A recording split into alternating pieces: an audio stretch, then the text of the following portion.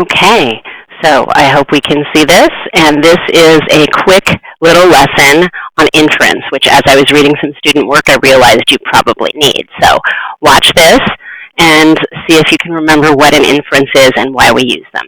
All right. So on our birthday, right, we don't know what's in the box. We have to make guesses. And usually we will look at how big the box is and maybe how heavy it is. We might shake it around and we might make a pretty good guess about what's inside that box, right?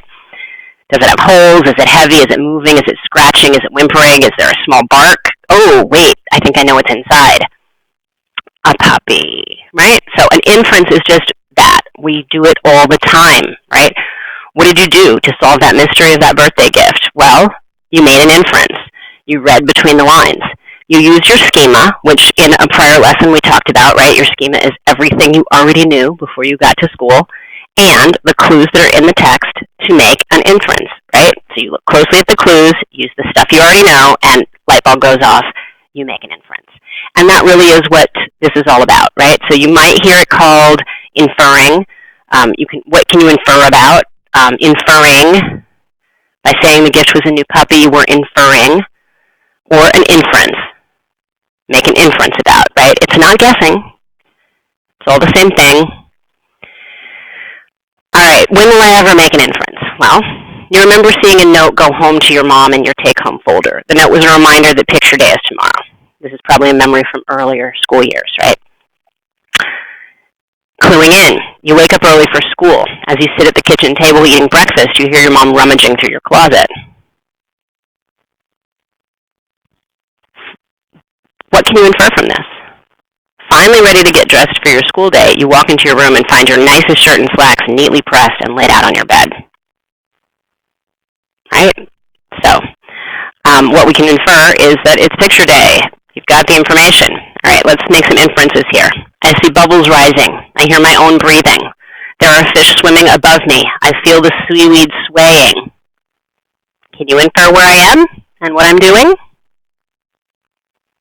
If you said scuba diving, you would be correct. Try another one. I hear screaming. My stomach feels funny. Can you see my hair blowing? I'm feeling excited.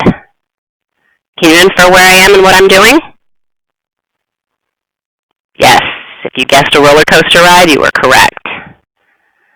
All right.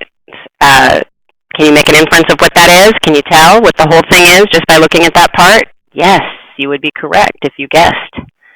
A violin. How about this? Do you know what this is? A man holding corn, absolutely. So making inference, right? It means reading between the lines, using your schema and text clues to make an inference. And the reason we do this is the part of literary analysis, where you take whatever you find in the text, right? She's sitting on the stoop, and your schema. What do stoops mean? By the way, they don't have stoops in the whole country. Just in cities like New York, maybe a few others. But it's very much a New York thing. So, your inference, where is she?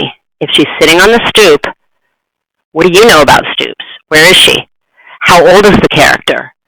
Is it a teenager? What do you know about being a teenager? How does that give you a conclusion you can draw, right? So your job is, in this analysis, to take the clues that the text is giving you, the literary elements and devices that you see, build it up with your schema, and create an inference.